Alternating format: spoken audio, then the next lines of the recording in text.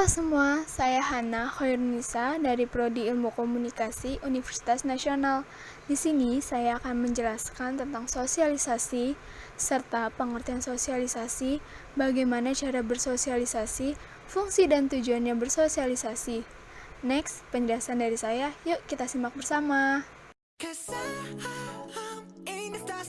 Menurut pendapat saya, bersosialisasi itu berbicara dengan orang lain agar kita bisa dapat menyampaikan pendapat serta ekspresi orang lain dan menjadikan pendapat yang kita utarakan satu sama lain tersebut bisa menjadi objek saling bertukar pikiran baik secara langsung maupun lewat media.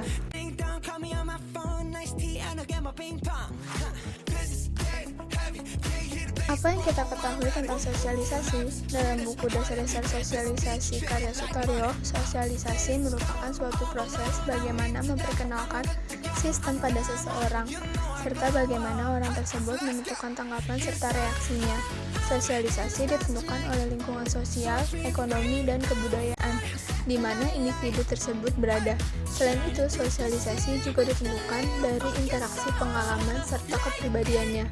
Dengan sosialisasi, manusia sebagai makhluk biologis menjadi manusia yang berbudaya, cakap menjalankan fungsinya dengan tepat sebagai individu dan sebagai anggota kelompok. Lingkungan sosial pertama kali dibentuk di dalam sebuah lingkungan keluarga. Lingkungan keluarga yang menjadi media pertama yang memiliki pengaruh terhadap perilaku seseorang dan yang paling utama yaitu anak-anak. Karena di dalam lingkungan keluarga, setiap anggota keluarga, terutama anak-anak, diberikan berbagai macam pendidikan supaya mampu menjadi seorang anak yang mandiri. Selain dapat mengarahkan anak menjadi mandiri, anak juga dapat mengambil suatu keputusan untuk dirinya sendiri, supaya bisa mengembangkan kemampuan dirinya seperti mental, sosial, emosional, ataupun fisik yang dimilikinya, sehingga anak tersebut bisa mengembangkan suatu kehidupan yang sehat serta produktif. Oleh sebab itu, lingkungan keluarga merupakan hal yang berpengaruh besar di dalam lingkungan sosial yang sangat luas, dan tidak hanya dapat dilakukan di dalam suasana rumah saja, melainkan bersama teman serta di lingkungan bermasyarakat. Pengertian sosialisasi. Sosialisasi merujuk kepada proses di mana seseorang mempelajari nilai, norma, dan kebudayaan kelompoknya guna menjadi bagian dari anggota masyarakat. Secara garis besar, hal-hal yang dipelajari oleh seseorang dalam proses sosialisasi mencakup nilai dan norma kelompok, adat, kebiasaan, dan tata kelakuan serta pola berpikir. Sosialisasi merupakan pengalaman sosial jangka panjang yang dilalui seseorang seumur hidupnya, mulai dari anak-anak, dewasa, hingga tua.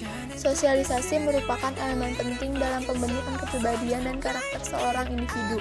Interaksi sosial yang terjalin antara seorang individu dengan orang-orang di sekitarnya merupakan faktor penting yang membentuk kepribadian dan karakter individu tersebut.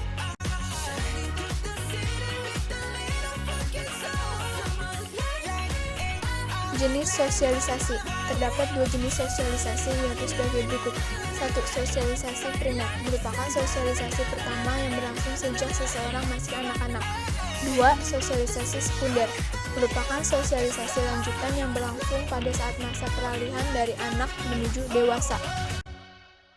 Di sini saya akan menjelaskan bagaimana cara yang harus dilakukan ketika saat ingin bersosialisasi, salah satunya dengan atasi rasa malu, jangan cemas, tingkatkan kepercayaan diri, hadapi dengan tenang, berlatih dengan diri sendiri, dan terakhir, berani mengeluarkan suara dan berani berpendapat. Setiap orang tentunya memiliki kepribadian yang berbeda.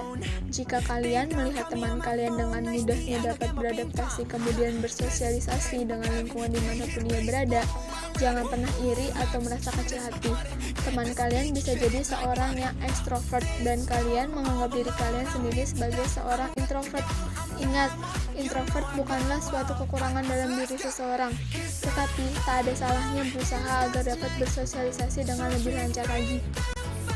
Dan terakhir, di sini saya akan menjelaskan tujuan sosialisasi. Tujuan sosialisasi bagi individu-individu yang membangun menjadi masyarakat sangat penting untuk dicapai karena 1. Pentingnya setiap anggota masyarakat untuk mengetahui dan menjalankan nilai dan norma yang telah disepakati oleh suatu kelompok masyarakat.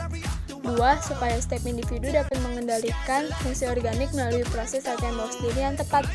3. Agar setiap anggota masyarakat memahami suatu lingkungan sosial, dan budaya, baik lingkungan tempat tinggal seseorang maupun lingkungan baru. 4. Supaya setiap individu dapat mengembangkan kemampuan berkomunikasi yang baik dan benar, misalnya kemampuan membaca, menulis, dan lain-lain. 5. Guna melatih keterampilan serta pengetahuan setiap individu untuk melangsungkan hidup bermasyarakat. Dan terakhir, supaya di dalam individu tertanam nilai-nilai dan kepercayaan yang ada di masyarakat.